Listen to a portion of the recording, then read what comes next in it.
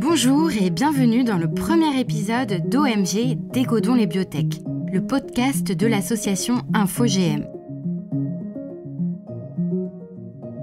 Et si on refaisait vivre le mammouth laineux pour sauver la planète ? Non, ce n'est pas le pitch du prochain film de Steven Spielberg, mais un projet bel et bien réel, porté par l'entreprise colossale Bioscience. Il est vendu aux investisseurs comme une technologie qui pourra aider à lutter contre le changement climatique. Quand j'ai appris ça, je me suis tout de suite dit que c'était trop beau pour être vrai et qu'il y avait certainement anguille sous roche.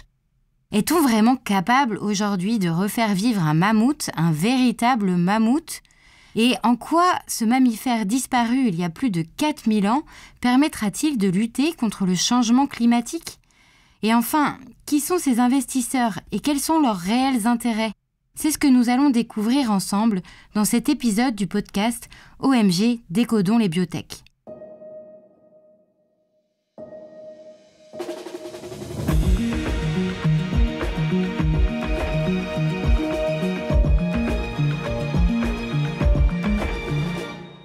Le mammouth est un animal emblématique de la préhistoire et il bénéficie d'une sorte d'aura, notamment par sa taille, sa prestance. Il est le symbole d'une nature pure, vierge et fantasmagorique.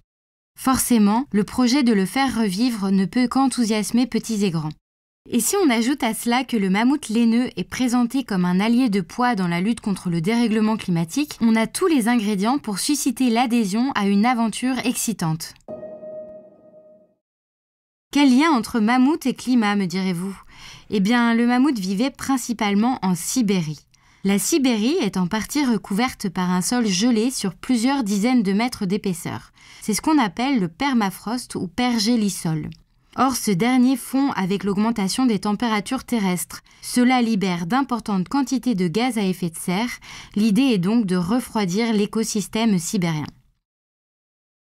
Pour comprendre ce phénomène et quel rôle pourraient avoir ces mammouths 2.0, nous avons interrogé Hervé Bocheran, professeur de biogéologie à l'université de Thuringe en Allemagne, spécialiste de cet animal disparu. Disons-le, ce chercheur n'est pas impliqué dans ce projet. Il en suit les avancées. Sa position, nous le verrons à plusieurs reprises, oscille entre enthousiasme pour les développements technologiques, mais également des doutes et craintes concernant la faisabilité du projet, voire sa raison d'être. Actuellement, le projet et la publicité du projet est axée sur le possible impact sur le réchauffement climatique. La fonte du permafrost est actuellement une grosse menace sur le climat parce que ça va provoquer un effet de cercle vicieux qui va, plus le permafrost fond, plus il libère du méthane et du gaz carbonique et donc ça va encore plus se réchauffer, ça va encore aller plus vite. Il semble que, par certains modèles écologiques, on peut modifier cette cascade d'effets en limitant la fonte du permafrost, en changeant la couleur du sol. Pour les promoteurs du projet, cet éléphant génétiquement modifié aux allures de mammouth est censé jouer sur deux axes. Premièrement, sa présence pourrait permettre de remplacer les forêts sombres par des graminées aux couleurs plus claires, et donc d'améliorer le pouvoir réfléchissant de la toundra. On parle d'albédo. Plus une surface est proche du blanc, plus son albédo est élevé et donc absorbe moins les rayons solaires, elle se réchauffe moins. Deuxièmement, cette nouvelle espèce artificielle serait également capable d'enlever la neige qui isole le sol du froid, et cela à grande échelle. Donc actuellement, c'est soit de la forêt qui est vert foncé avec les arbres, ou alors c'est la neige, mais la neige va isoler l'hiver le permafrost, et donc le permafrost va rester en gros à 0 degré, alors que si on enlève la neige, l'air ambiant il est à moins 30 degrés, donc ça va permettre au permafrost de rester plus froid. Mais comment est-ce qu'on va enlever la neige à l'échelle de toute la zone occupée par le permafrost ? Eh ben, c'est pas les gens qui vont le faire, mais des mammouths pourraient le faire, et ils l'ont probablement fait dans le passé. Donc c'est de modifier les conditions d'équilibre climatique dans ces régions et de permettre d'éclaircir la forêt, donc d'empêcher les arbres de pousser partout, de compacter la neige, donc de limiter cet isolement thermique et donc de permettre au permafrost de rester gelé plus longtemps, de rester plus stable et d'éviter ce relâchement de gaz à effet de serre qui accélérerait le réchauffement climatique. Mais bon, c'est une théorie controversée parce qu'il peut y avoir aussi des effets secondaires qu'on maîtrise pas vraiment. Ok, ça c'est la théorie. une théorie qui plus est controversée, comme le souligne Hervé Bocheran. Le climat, à l'instar du vivant, est complexe et chaque intervention humaine peut en même temps améliorer un élément et en perturber d'autres. Mais avons-nous des preuves concrètes, empiriques ou scientifiques de ces effets positifs sur l'effet de serre ? Il y a déjà des données intéressantes qui sont acquises dans une région qui s'appelle Pleistocène Park en Sibérie. C'est un groupe de chercheurs russes qui introduisent des herbivores, bon pas le mammouth, mais du cheval, du bœuf musqué, du bison dans des régions de toundra et ils voient les changements. Et les changements, ils sont clairs. La toundra se transforme en prairie herbacée avec des caractères qui ressemblent à ceux de la savane et la température du permafrost est plus froide dans ces régions que dans les régions adjacentes qui n'ont pas l'action des herbivores. Donc, il y a un effet, mais le problème, c'est est-ce que cet effet va être suffisant ? En tout cas, ça irait dans la bonne direction, mais avec une intensité qui est encore assez inconnue. Ce que décrit Hervé Bocheran, c'est l'expérience menée depuis les années 80 par Sergei Zimov et son fils Nikita.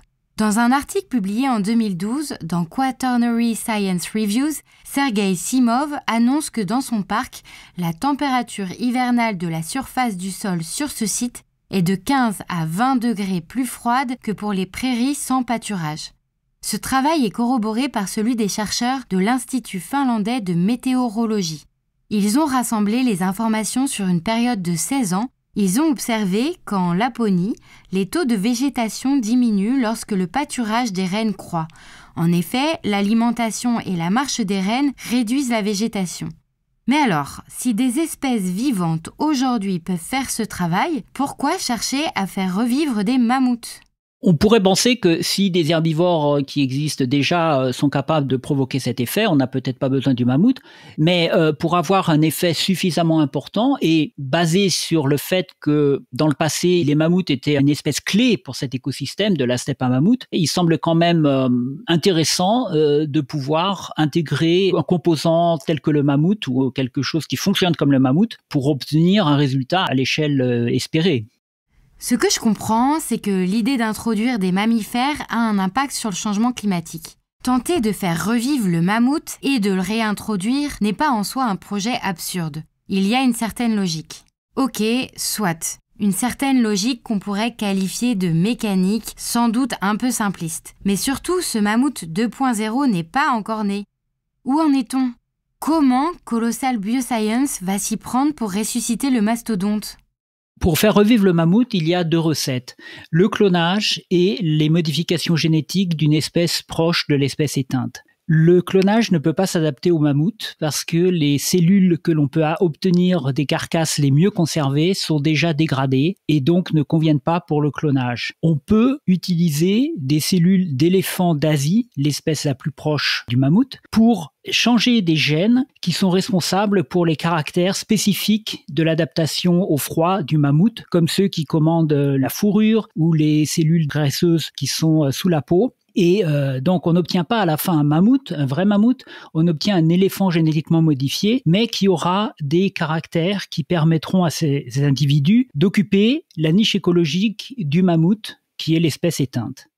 Il y a environ 400 000 gènes qui sont impliqués. Donc, ça va demander beaucoup de travail. Mais avec les moyens bioinformatiques, maintenant, on est capable de tout faire de façon synthétique, de programmer de l'ADN avec les séquences qui correspondent aux gènes du mammouth et de mettre en place un génome artificiel, mais cohérent avec celui du mammouth. Et ce ne sera pas des molécules tirées d'un mammouth fossile, ce sera des molécules synthétiques. Et on espère que quand on mettra l'ADN de mammouth en place dans une cellule d'éléphant, la cellule d'éléphant va être capable de faire fonctionner cet ADN comme il l'aurait fait sur un mammouth. Il y a aussi des effets épigénétiques, c'est-à-dire que le même ADN peut s'exprimer ou ne pas s'exprimer selon les conditions. Et donc, tout ça, c'est un peu l'inconnu. Très bien. Ce que je comprends en dialoguant avec Hervé Bocheran, c'est tout d'abord qu'on ne vise pas à faire revivre un mammouth, mais plutôt à modifier génétiquement un éléphant pour qu'il ait quelques caractéristiques d'un mammouth.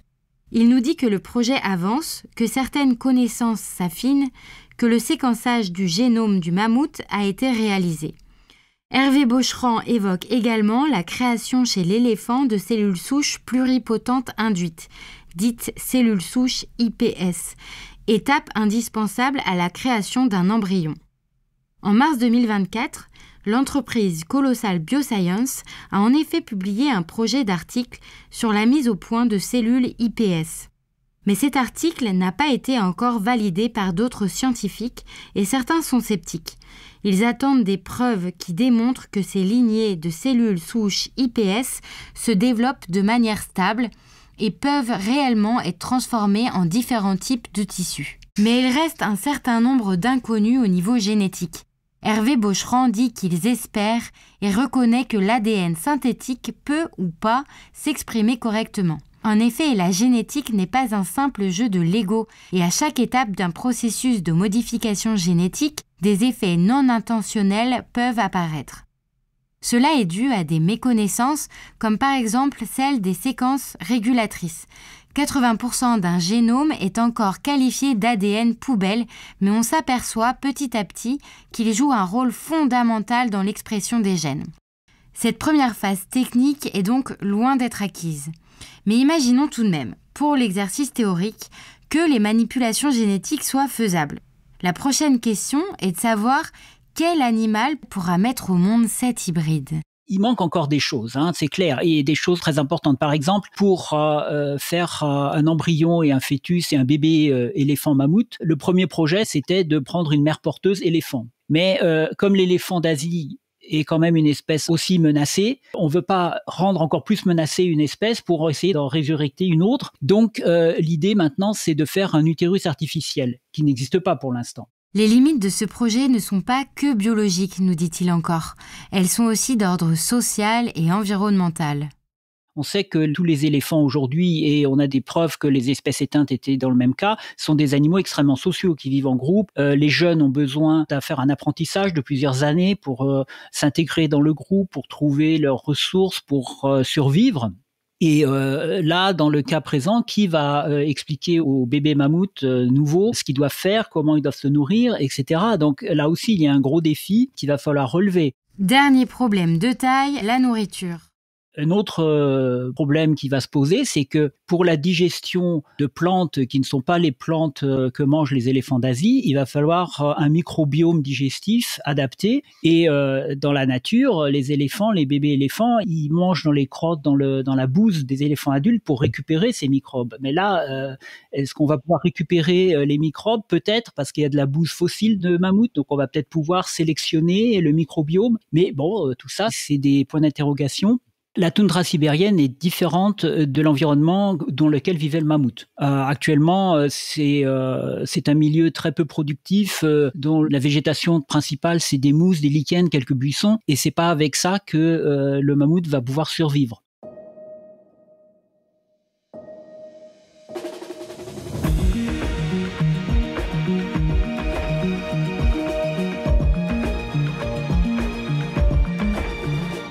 Malgré tous les obstacles rencontrés ou annoncés, l'entreprise promet de le faire vivre ce mammouth d'ici 2028.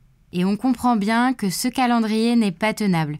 Il faut déjà le temps de mettre au point un utérus artificiel. Ce qui n'est pas pour demain selon Victoria Eridge, paléontologue au Musée d'histoire naturelle de Londres, qui a répondu à nos questions par écrit. Les utérus artificiels font appel à une technologie qui nécessitera sans doute encore une dizaine d'années pour être au point.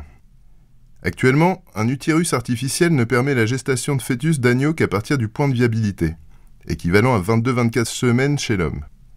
Or, d'après les études sur le développement des éléphants, ce point de viabilité pourrait être de 167 jours chez ce mammifère, ce qui implique au moins 24 semaines de gestation via une mère porteuse. Je ne vois pas comment le recours aux mères porteuses pourrait être évité dans le délai de 4 à 6 ans indiqué. Or, la question des mères porteuses pose de nombreuses questions. Si on laissait la mère mener sa grossesse à terme, il y aurait le fardeau d'1 an et demi de grossesse supplémentaire, plus le risque d'accouchement, qui n'est pas négligeable chez les éléphants en captivité. Les césariennes chez les éléphants ont un taux de mortalité de 100% pour l'éléphanto et la mère, et sont donc à éviter. Concrètement, et Victoria Eridge insiste là-dessus, l'utérus artificiel étant encore bien trop éloigné si tant est qu'il soit réalisable un jour, le recours aux mères porteuses est donc la seule option vaguement envisageable. Or, comme il faudrait des centaines de milliers d'individus pour avoir un effet sur la végétation de la toundra, Il faudra beaucoup de temps et énormément de mères éléphantes de substitution pour y parvenir.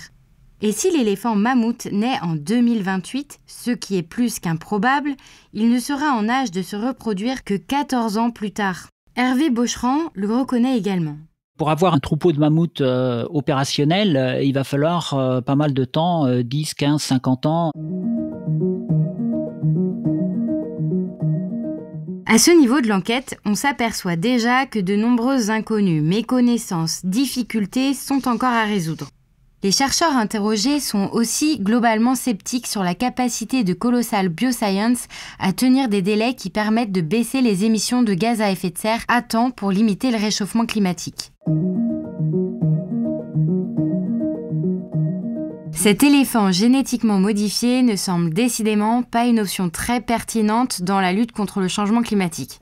Avant de comprendre ce qui se cache derrière ce projet, en étudiant qui le finance, nous nous sommes tout de même posé la question de savoir si introduire un troupeau d'éléphants génétiquement modifiés pourrait avoir un impact négatif sur l'écosystème.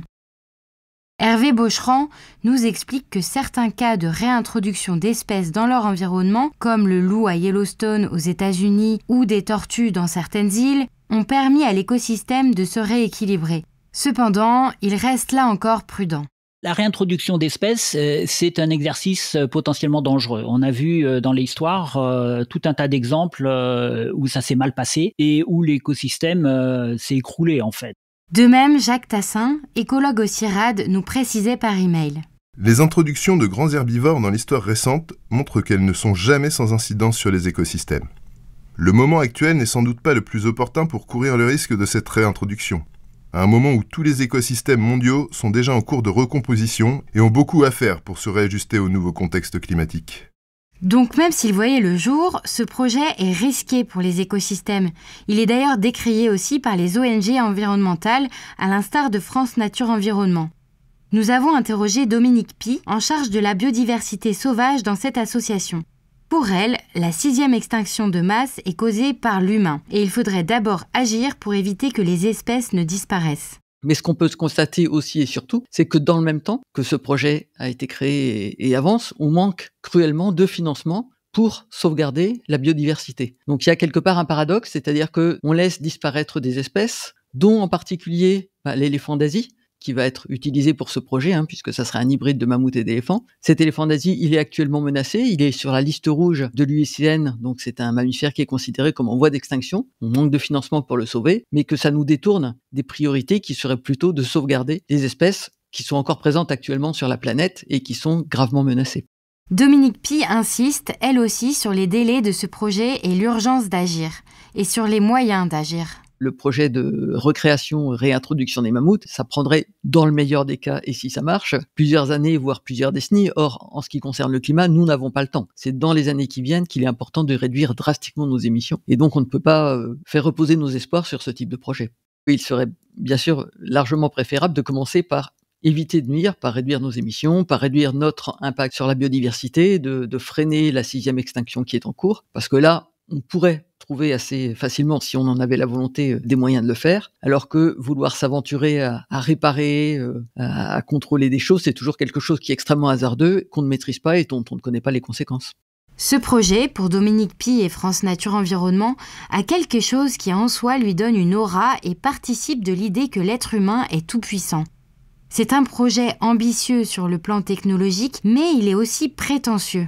Il ne faut pas s'imaginer qu'on va pouvoir, par la magie de la science et de la technologie, revenir à cette nature antérieure.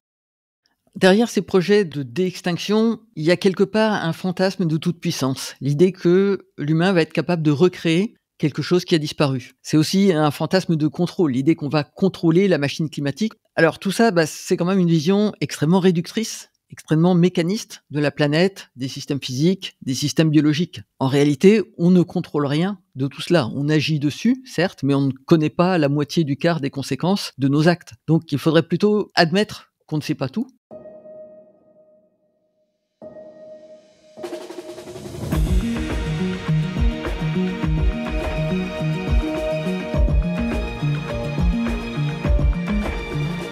Nous avons donc un projet qui n'est techniquement pas au point et qui le sera peut-être jamais, et encore moins à temps pour lutter contre le réchauffement climatique.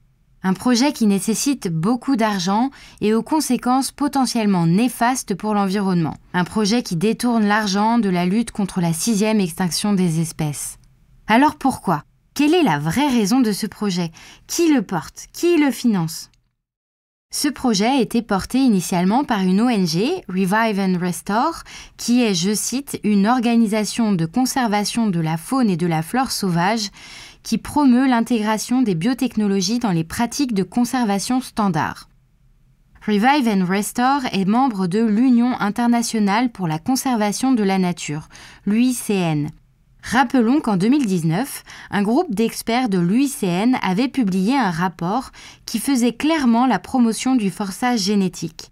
Le forçage génétique est une technique de modification du génome très controversée qui permettrait de diffuser une modification à l'ensemble d'une descendance. Plusieurs membres de Revive and Restore avaient contribué à ce rapport aux côtés de Luc Alfi, le fondateur d'Oxitec, qui vend des moustiques génétiquement modifiés stériles. Et sur son site internet, l'ONG Revive and Restore promeut le forçage génétique pour éradiquer des espèces invasives comme certains rongeurs dans certaines îles qu'elle considère comme une menace à la biodiversité. Oui, vous avez bien entendu, cette ONG veut à la fois réintroduire des espèces éteintes ou en voie de disparition et en éradiquer d'autres. N'est-ce pas paradoxal ? Elle s'intéresse à d'autres biotechnologies puisqu'elle annonce aussi sur son site collaborer étroitement avec l'entreprise Viagen Pet and Equine, une entreprise qui propose le clonage des animaux que nous aimons. Bref, cette ONG a des visées politiques. Elle milite pour une utilisation moins contrainte des outils de modification génétique et du forçage génétique. Mais en 2021, cette ONG annonçait sur son site que le moment était venu de passer le relais à Colossal Bioscience pour les projets de dé-extinction. Or, passer d'une ONG à une entreprise privée n'est pas anodin. Et à la tête de cette start-up, on retrouve George Church qui avait initié le travail scientifique dès le début de ce projet de mammouth laineux.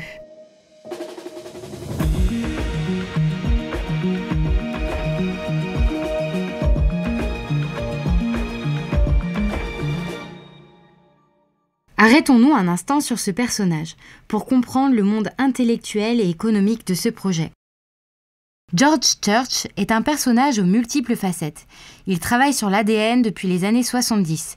Il a participé au séquençage du génome humain et a rapidement investi le champ de la biologie de synthèse. Il participe au conseil d'administration de plusieurs instituts de recherche. Par exemple, il est le directeur du National Institute of Health Center for Excellence in Genomic Science, qui étudie les meilleures méthodes permettant d'intervenir à des fins thérapeutiques sur le génome humain. C'est également un homme d'affaires qui a fondé plus d'une vingtaine de startups de biotechnologie dans des domaines très variés, thérapie génique, oncologie, xénogreffe, agrocarburants, etc. Il se plaît à affirmer, au cours de ses conférences, être en plein conflit d'intérêts et projette alors une image où apparaissent de très nombreux logos d'institutions publiques comme celui de l'Agence états-unienne pour les projets de recherche avancée de la défense, DARPA, la NASA, d'universités comme le Broad Institute, d'entreprises privées comme Google, le laboratoire Merck, Caribou Bioscience, etc. Il possède près d'une centaine de brevets. Enfin, c'est un chantre du transhumanisme qui alimente le rêve de l'homme augmenté, l'homme éternel. Sur les photos, il se met en scène comme une icône qui s'apparente à l'image qu'on pourrait se faire de Dieu, avec sa taille de géant, sa longue barbe blanche. Dans son ouvrage Regenesis, ou Comment la biologie synthétique va réinventer la nature et nous-mêmes, George Church présente un futur où le génie génétique aurait amélioré la santé humaine et animale, accru notre intelligence, notre mémoire et allongé notre vie. George Church n'hésite pas à afficher publiquement qu'il est favorable à une forme d'eugénisme, qu'il souhaite construire artificiellement des parties de génome humain. Et il accepte l'idée qu'au final, à force de modifier génétiquement l'humain, les individus qui naîtront seront très différents physiquement et neurologiquement de l'être humain tel qu'on le connaît actuellement. Il envisage donc non seulement un homme augmenté, mais également un autre homme. Il encourage donc l'idée que des systèmes artificiels, des robots, puissent entrer en symbiose avec les humains génétiquement modifiés. Dans une conférence donnée en 2010, il envisage clairement l'union de la robotique autonome et de la biologie synthétique pour assurer la survie des êtres humains, y compris éventuellement sur d'autres planètes, comme nous l'avons précédemment entendu. Donc, Colossal Bioscience, l'entreprise qui porte ce projet Mammouth, est dirigée par un scientifique flirtant avec le transhumanisme, George Church. Mais qui finance ce projet ? George Church s'est associé à Ben Lamb, un serial entrepreneur texan des technologies, jeux vidéo, call centers, intelligence artificielle. Ben Lamb voit dans la biologie synthétique la nouvelle frontière qui permettra aux vivants d'être programmés aussi facilement qu'un code informatique. Rodé au lever de fonds, il a convaincu plusieurs capital risqueurs réputés d'investir dans Colossal Bioscience. Le dernier tour de table, terminé en janvier 2025, a rapporté 200 millions de dollars, ce qui porte le financement total de l'entreprise à 435 millions de dollars et sa valorisation à 10,2 milliards de dollars. Des personnalités comme Thomas Tull, l'ex-PDG de la société de production de Jurassic World, ou Paris Hilton ont également participé et servent d'ambassadeurs de ce projet auprès du grand public. Parmi ces investisseurs, nous avons été surpris de découvrir la CIA. À travers son entreprise de capital risque In-Q-Tel, le 20 septembre 2022, deux responsables de In-Q-Tel précisaient « D'un point de vue stratégique, c'est moins une question de mammouth que de capacité. » Capacité. Entendez les possibles développements technologiques de ce projet. D'ailleurs, rappelez-vous, nous avons évoqué au début de ce documentaire la création de cellules souches d'éléphants par l'équipe de Colossal Bioscience. Ces cellules souches, génétiquement modifiées et reprogrammées, première étape pour tenter de créer cet animal hybride, peuvent avoir un but autre. L'article scientifique de Colossal Bioscience dont nous parlions plus tôt mentionne que les éléphants ont des capacités biologiques très intéressantes. Ils sont très intelligents et souffrent rarement de cancer. Étant donné leur taille énorme, les éléphants devraient être atteints de cancer à un taux beaucoup plus élevé qu'ils ne le sont. La manière dont les éléphants résolvent ce paradoxe n'a toujours pas été résolue. La création de cellules souches d'éléphants pourrait apporter un éclairage sur la résolution de ce problème, étant donné le chevauchement de nombreux réseaux de gènes fondamentaux impliqués dans les cellules souches et les cellules cancéreuses. Et écoutons aussi directement George Church. Ce court extrait d'une de ses présentations, Reversing Human Aging, inverser le vieillissement humain, est très éclairant. Je voudrais terminer en mettant les choses en perspective. Nous n'essayons pas de dépenser de l'argent, nous essayons d'en économiser. La façon dont nous séquençons ces échantillons anciens pour trouver des idées de gènes qui pourraient rendre ces éléphants plus résistants au froid, les méthodes de séquençage des mammouths par exemple, font partie d'un effort plus large pour séquencer votre ADN et nous avons réduit ce prix de 10 millions de fois. Et Ben Lamb énonce tout simplement que Colossal Bioscience entend développer et monétiser des logiciels d'édition multiplex du génome, des enzymes permettant de faire plusieurs modifications en même temps, mais aussi reprogrammer des cellules souches et créer des utérus artificiels. Ce que nous disent George Church ou la CIA, et qu'ils ne croient pas vraiment au but affiché de la lutte contre le dérèglement climatique, mais qu'ils vont, grâce à ce projet, développer des biotechnologies qui pourront servir à d'autres fins. Hervé Bocheran le reconnaît également. Bon, c'est un peu comme envoyer des astronautes sur la Lune il y a 50 ans. C'était une opération de prestige, ça n'a pas abouti à des colonies humaines sur la Lune, etc. Mais on voit toutes les retombées techniques, technologiques qui nous affectent dans la vie quotidienne.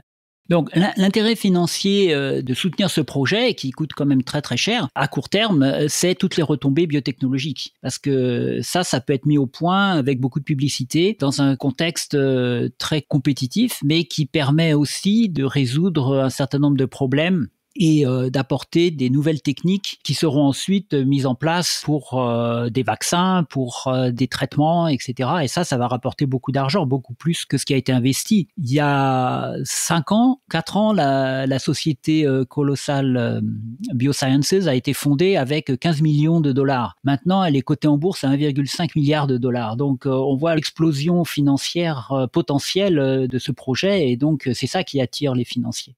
Ce qu'il faut savoir, c'est que Colossal Bioscience a d'autres projets de dé-extinction dans sa besace avec tous les animaux les plus friendly possibles. Le tigre de Tasmanie, le dodo. D'autres chercheurs rêvent de faire des coraux artificiels. Le cas de ce mammouth, enfin l'éléphant génétiquement modifié censé ressembler à un mammouth, ne nous montre-t-il pas que ces projets visent surtout à faire accepter le financement de recherches coûteuses et hasardeuses pour des biotechnologies qui serviront en fait d'autres objectifs que la biodiversité ? Peut-être pour la santé, peut-être transhumaniste, peut-être militaire ? Cette enquête met clairement en évidence que les financeurs de l'affaire ne peuvent ignorer le caractère extrêmement aléatoire de l'objectif écolo. Elle montre qu'il faut creuser les enjeux qui se cachent derrière chaque biotechnologie. La réalité est rarement aussi simple que les promesses affichées. Vous venez d'entendre OMG Décodons les biotech, le podcast du média indépendant InfoGM. Ce podcast a été réalisé par Charlotte Coquart et Christophe Noisette avec le soutien technique de Blink et en particulier Pierre-Henri Samion et Rémi Sanaka. La musique originale a été réalisée par Julien Fauconnier de Studio Time. Merci à toute l'équipe d'InfoGM et en particulier à Hélène Torgman, Antoine Vépierre et Sylvain Willig. Nous tenons à remercier les bailleurs qui nous ont permis de réaliser ce podcast, les fondations Ecotone, Olga et Nature et Découverte et le ministère de la Culture. Pour en savoir plus sur les OGM et les biotechnologies, retrouvez toutes nos infos sur infogm.org.